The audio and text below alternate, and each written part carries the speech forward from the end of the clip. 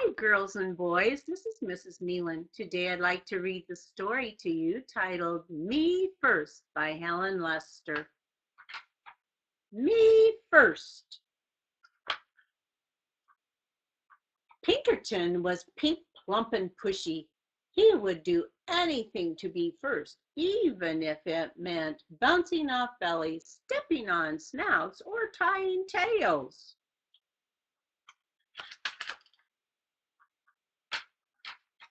Me first, he cried when he had been last in line and finished first down the slide.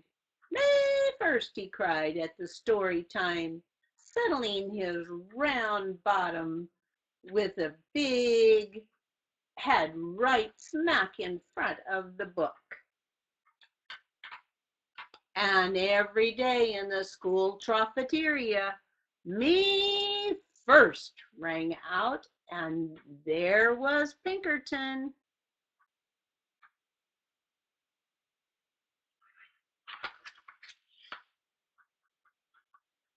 One Saturday, Pinkerton's Pig Scout troop went on a day trip to the beach. Pinkerton was first on the bus and sat in the front row.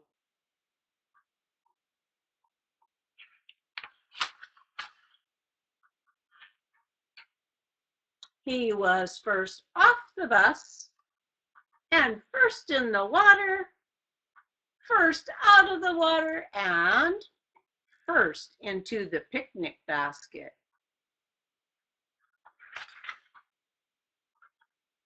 After lunch, the Pig Scouts decided to go for a hike. Off they went with Pinkerton leading the line, of course.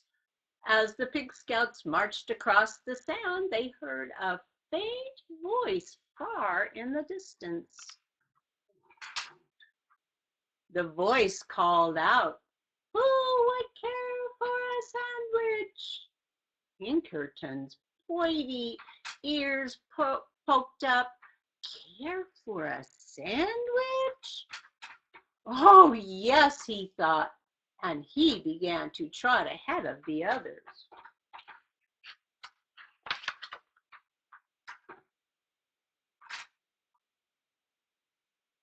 Soon he heard the voice again, closer and louder this time. Who would care for a sandwich?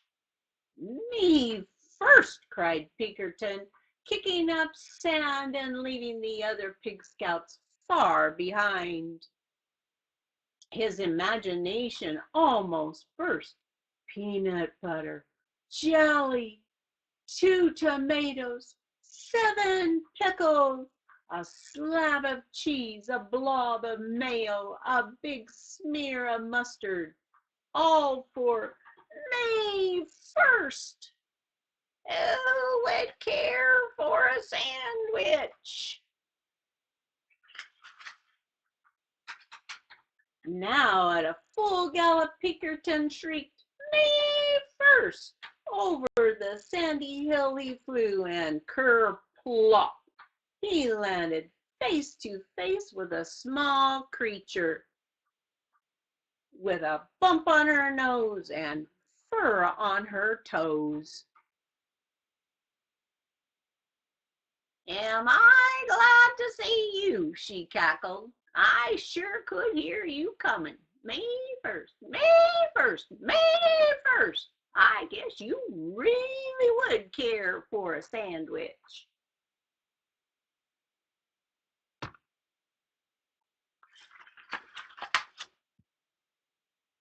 "Oh, yes, indeed," replied Pinkerton. He jumped up and down so fast his teeth jiggled. "Good," cackled the small creature. Pinkerton waited. 1 second, 2 seconds, 3 seconds. "Well," he asked. "Well, what?" replied the small creature. "The sandwich," begged Pinkerton. "Where's the sandwich?" The small creature curtsied. You're looking at her, she went on. I am a sandwich, and I live in the sand, and you said you would care for a sandwich. So here I am. Care for me.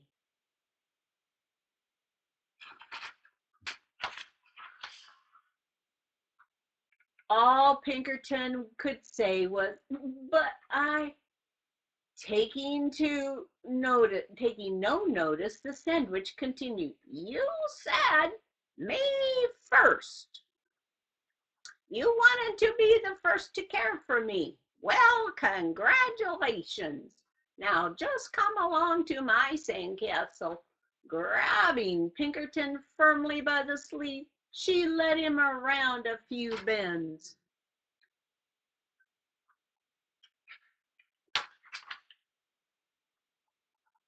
Before he could say, but again, the gate to her castle closed.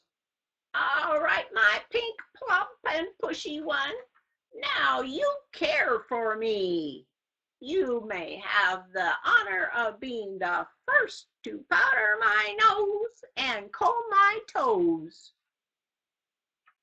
Seeing no way out, Pinkerton powdered her nose and combed her toes.